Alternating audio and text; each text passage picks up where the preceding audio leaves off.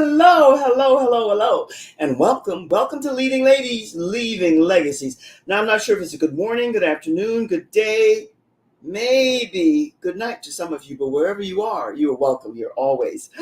Every week I get excited because I bring you featured guest speakers that share with you their journey, their vision, their purpose, and what they're all about. And that's what we're going to be doing tonight. But let me tell you that as far as Leading Ladies, Leading Legacies is all concerned, it's about being you, the leader. I am a leadership and style consultant, a signature style specialist, speaker, executive producer, TV host, and podcaster. And one of my many, many joys is bringing to you each and every week a leading lady. And tonight, oh my goodness, we have a female agent of change, a purpose-driven lady, a heart-centered lady, and a female trailblazer. I like to say that she is a visionary who's behind the title that I gave this, Connect to Greatness, which is what she's doing with so many dynamic, absolutely beyond brilliant young men. That's why I came to her, and I know you're going to sit back and relax and enjoy her. So what I want you to do, because I have a lot to cover with her, you know we only have so much time, I just want you to sit back and relax. Whatever that is to you, grab whatever makes you comfortable. Now, this is I want to give you a little bit about her background. Dr. Cassondra A. Thaddies. But she's given me the permission to call her Dr. Cash. She says that's what all of her team members calls her. But she's an extraordinary and forward-thinking instructional designer and a catalyst for educational technology, driven by profound commitment to empower educators and leaders to redefine their roles in the classrooms of the future. Boy, oh boy, do we need this. Yes, we do. Passionate about fostering mindset shifts and advancing racial equality. All of these things touch my heartstrings, and I know they will with you. So why don't you just sit back and tonight help me welcome Dr. Cassondra Corbin-Thaddies. Hello, hello, hello. How are you? Excellent. How are you? I'm always good, even though I'm fighting the elements here with a little tickle in my throat. It's very dry, but that doesn't stop me ever. I just keep flying on. I have to tell the audience before we get going, Dr. Cass, thank you for the privilege of calling that I am honored. I don't put anybody on a pedestal and I don't look up, but I look to people for different things. And the work that you're doing excites me because I know it's needed. So tell us a little bit about how you came to this vision and this mission of working with these beautiful, handsome, gifted young men. Yes. Thank you, Joy. First of all, I just want to say thank you for having me. This is such a privilege, and I appreciate the platform to share this story. So as you mentioned, the organization, my nonprofit, is called Connect to Greatness. Yeah. And I'll tell you the origin story of Connect to Greatness. Started out of the unfortunate, tragic killing of Trayvon Martin in Sanford, Florida. Yeah. Yeah. And so this was really a pivotal moment that shook me to my core. So as I was processing the shock and the numbness, my thoughts, of course, went immediately to my own two sons. I'm a mother of sons. And so the fear and anxiety of, that this could have been my boys overwhelmed me, quite frankly. Mm-hmm. I really felt an intense urgency to act, and there was anger, there was fear, there was a lot of pain being a mother of Black boys. So that's really, how this came to be. And at that moment, I just knew that I could not sit idly by and do nothing. Dr. Cass, I love that story. I love the way you explained that to us. You kept it brief, simple, and short, but heart touching, because you have these two young men, boys. And at that time, I'm sure they were young men. They're probably adults now, I'm assuming. But also, when I say that you are a visionary and a female trailblazer, you also are doing something that many of us come through to do because something profound happened in our life. And that incident, which was tragic for all people who have a heart and a brain, that you said, I have to do something about that. And so you began. I think it's great. Now, how did you begin? Give us a little bit about the vision and the mission that you have and what your aim, which you've accomplished and still will be forever, I'm sure. That's your legacy. How did you come to this? What was the vision and the mission that you had about putting this together to support these handsome young men? Yeah, I really appreciate that question because when I think back, I remember, thinking of, being a female, Mhm. like I said, a mother, and then Yeah, thinking about these boys. And so for me, I thought, I got to get some men involved. And I have great men in my life. I have great men friends. I have my yes, husband. And yes, I'm like, listen, I need them to really be a part of this vision, yes, whatever it ends up being. And right. so that's exactly what I did. I made some phone calls, Joy, to Mm, again, ended up being like 5 friends, and they're like I said, my husband and some of our really good friends. And I just said, listen, here is what's very present for me. mm-hmm. Here is what I know is needed, and that is Black men to step in and step up to support our Black boys so that they feel loved, they feel valued, they feel safe, and Yes, I wanted to create a space that felt empowering to them, and that they felt that they could be a part of, so that they can navigate the challenges in life, when things come up. So I wanted Black men to be very, very present. oh So I my. was fortunate enough to be able to, corral some of my, again, just 5 friends in a living room. And, that's how it really got started. Well, we all have that beginning and the starts, but let me tell you, yours is heartwarming to me in so many ways because I'm working with women, and we know that the suicide rate among young people is the highest, and especially around Black men. So you're giving them the skills and the ambition and intuitive and all that other stuff to grow and to evolve into what they're here to be, strong warrior type Black man. I think, and how you gathered these 5 men together. Did you have to do a lot of tap dancing around, or was it easy to bring them in? I thought I was gonna have to do a lot of tap dancing, Yes. but I didn't. I was very straightforward. I was very real about, my frustration, my anger and pain at that moment. Yes, I yes. shared it very rawly with them and said, it's time for you all to step up. I have a vision and I can't do it by myself. I am a, female with this vision that I know coming together with you all, we can definitely make it happen. And so as I was talking with them, two of the friends were females who were also mothers of boys. And Mm-hmm. so it was really important for me to, like, as a mother of a boy, I knew that there was pain there for all of us. And Yes. so I wanted there to be a component of Connect to Greatness that was also about the mothers or caregivers of Black boys as well. Oh, I love that. I love that. And let me ask you something like, I don't know how to ask except to ask. What have you found thus far? I think you said you've been about this for almost 7 years now, and we're going to talk about that a wee bit later. But what are the key steps, elements, whatever that you found that our young Black men need to have in their arsenal for them to be successful? I'm sure That's it's a really different for everybody, Dr. Cass, but just an outline or a key like introduction to what it might be. Yeah, and I'll tell you pretty succinctly, and that is to really care for their social and emotional well-being. Yes. That is it. Because I'll tell you, without really tending to and minding the social and emotional well-being of our Black boys, Mhm. academics means nothing. There is no learning happening if they are not socially and emotionally secure and feel safe. There's no learning happening if they can't show up in environments where they feel like they belong and feel respected. So that is the one thing that if I can, leave and impress upon folks, is to make authentic connections with Yeah, our boys so that they feel socially and emotionally secure and safe. I love that. I love that because that's socially and emotionally, that feeling of belonging when there's such an isolation around so much about our young Black men. I can see that. What are some of the socializations that you share with them, the etiquette, the style that comes, that you want to come natural to them, that they're at ease when they're out in society?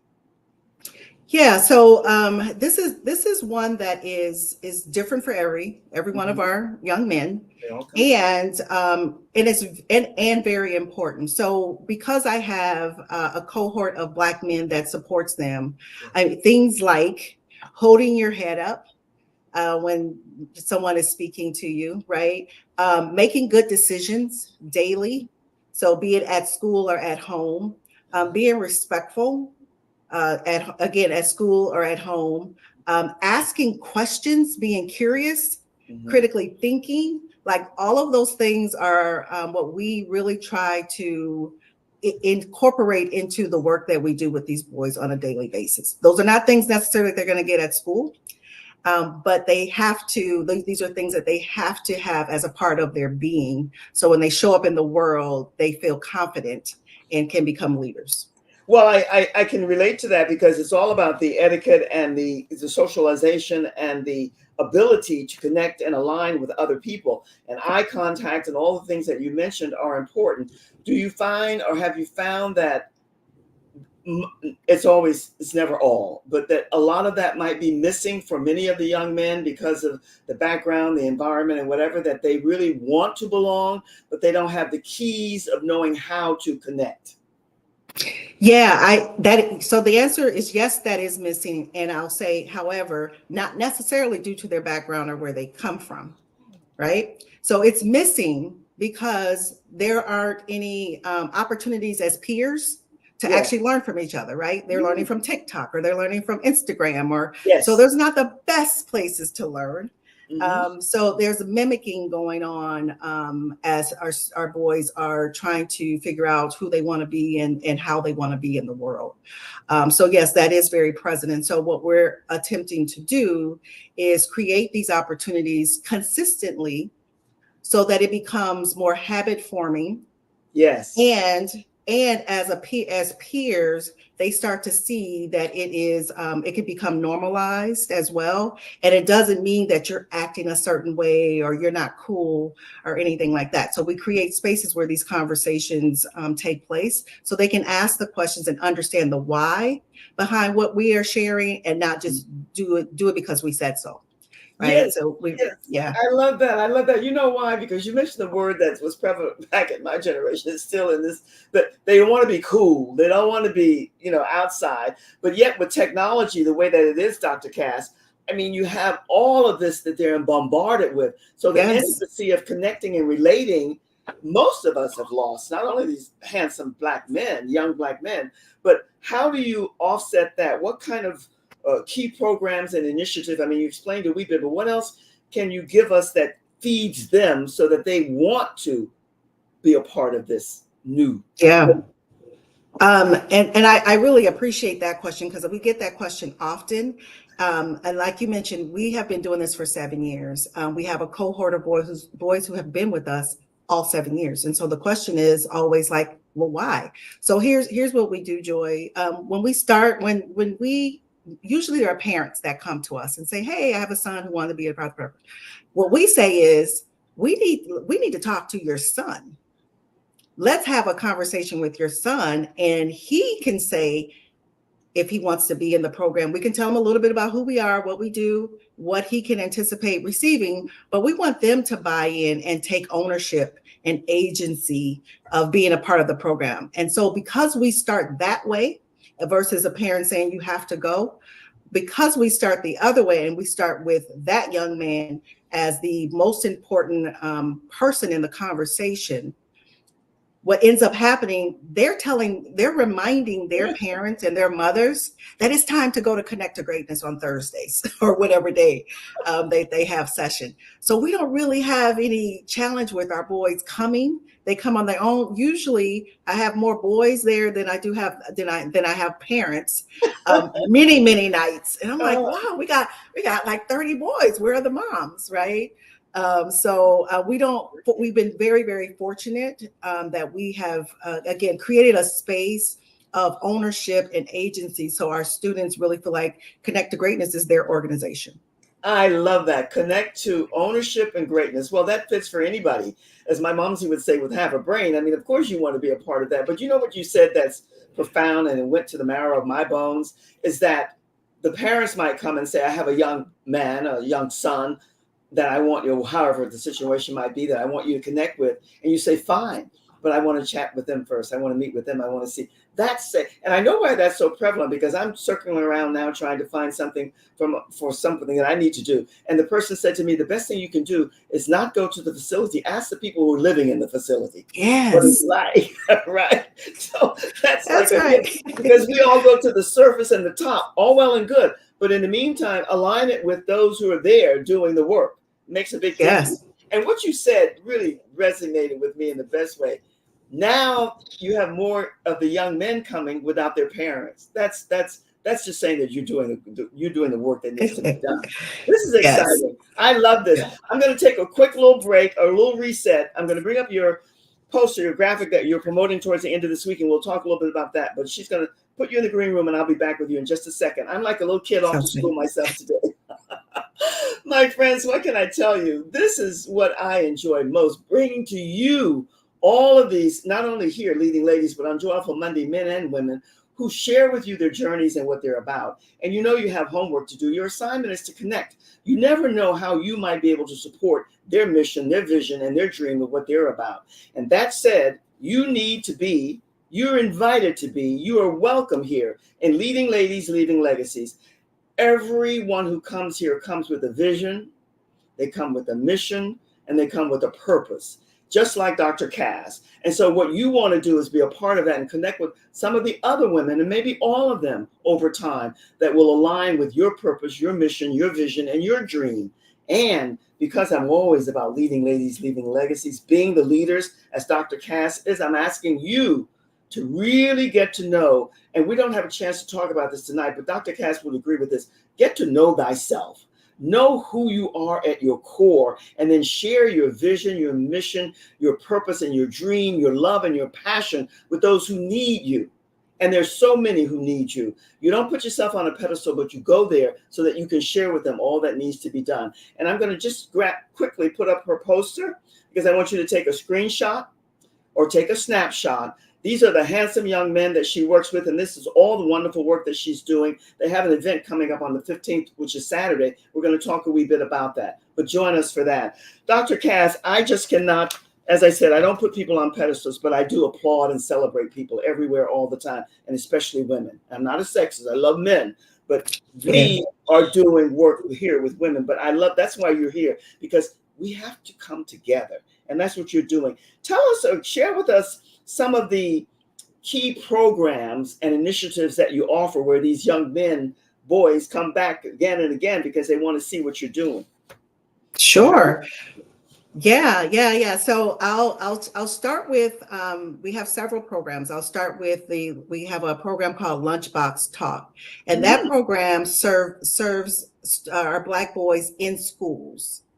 Okay, so we have an opportunity for, we have a partnership with the school district of Palm Beach County, and the administrators at the schools actually identify 10 Black boys in their schools who can take part in the program Lunchbox Talks. And what we have is we have our coaches, we call our Black men that come in as mentors coaches. They come in and they, around a table, have lunch with the boys and actually have some of these social and emotional wellness conversations. Yes. So that's one. We also have our Boys to Men Leadership Academy, which serves middle school boys, and that is a community-based program that that happens once a week, 90 minutes for 30 weeks. And then we also have our Connecting Future Leaders program, which is our high school program. Mm-hmm. So boys kind of graduate from one program to the next, all the way through Connecting Future Leaders, which is our high school program. And then lastly, we have our Women of Boys Empowerment program. And so that's where myself and the other ladies of boys get together and really support each other around supporting our boys, being advocates for our families, thinking about our own dreams, and building each other up and building our capacity to be advocates. So those are the programs that we have, and we are just so thrilled to have had, like I said, the consistency of our boys and the mothers. We could not do this without the parents showing up and just, really supporting the boys and the organization for 7 years now. I just think it's beyond commendable, because even the three that, and I'm sure there are others, but the programs that you mentioned, the Lunchbox and the Future Leaders and the Women of Power, it all aligns together. And all of it's about learning how to communicate in a style that's yours, that you can become the leader that you were there to be, or that you were hoping that they will become, and they themselves, because they wouldn't be there if they didn't see or feel something, some greatness within them. Dr. Cass, I share this story all the time. Many, many moons ago, I listened to Les Brown, and he said, everyone has greatness within them. So when I saw your title, I said, this is true. Connect to your greatness, and how you've gone about and doing it. I just think it's phenomenal.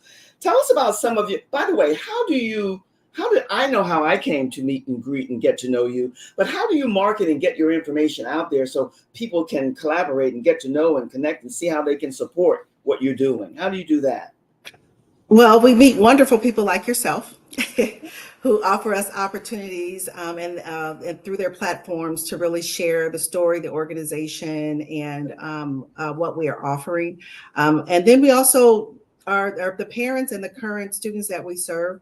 They also serve as kind of ambassadors in the community and really talking to other parents in schools and in their circles. So that's really important to us. We also have an amazing group of sponsors and investors who also support us with marketing and sharing, again, our work, who we are, so that folks throughout the community and even beyond the community gets to know who we are.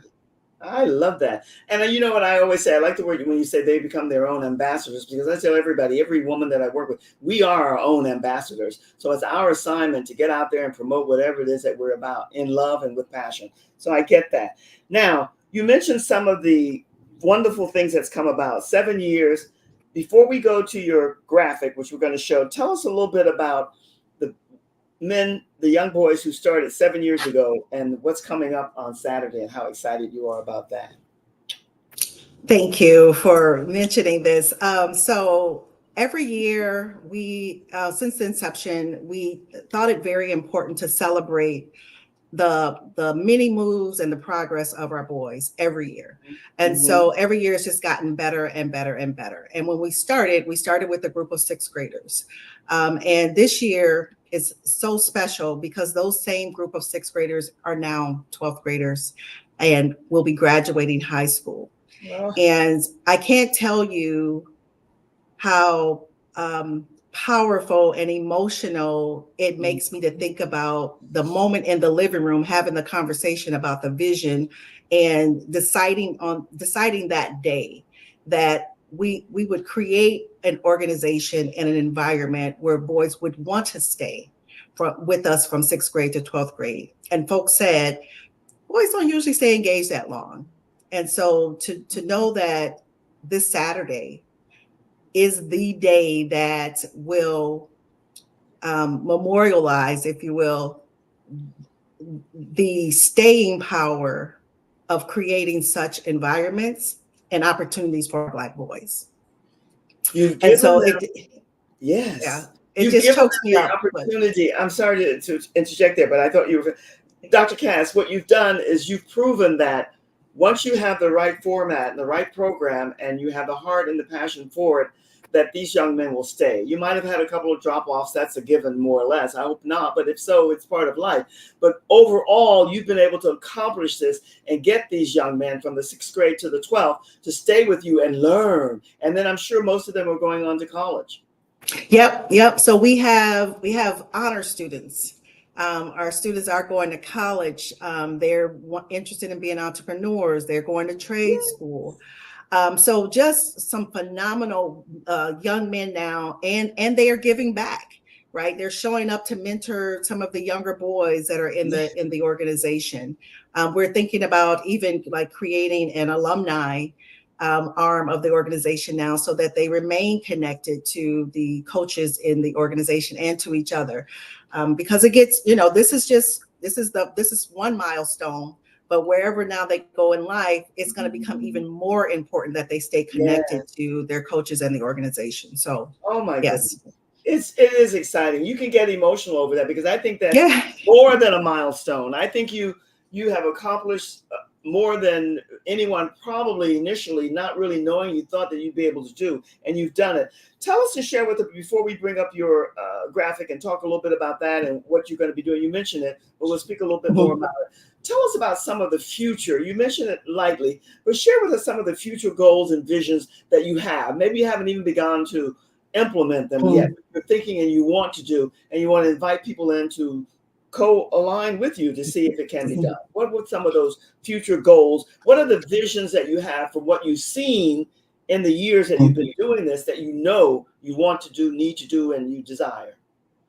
Yeah, I'll tell you, I have they call it a BHAG, big hairy audacious goal. So I have a BHAG, and that is to establish the presence of connected greatness in every state across the country. I believe that we're doing something that is powerful and can become a model for other organizations to engage with Black men the way that we have. That's one of the things that folks are like wondering, like, how do you get Black men to get it? That is one of my big goals, is to like have an arm of Connect to Greatness and chapters. I don't know what we're going to call them, but if somebody's out there and want to talk about it, let's talk about it. Yeah. So that's what I'm interested in.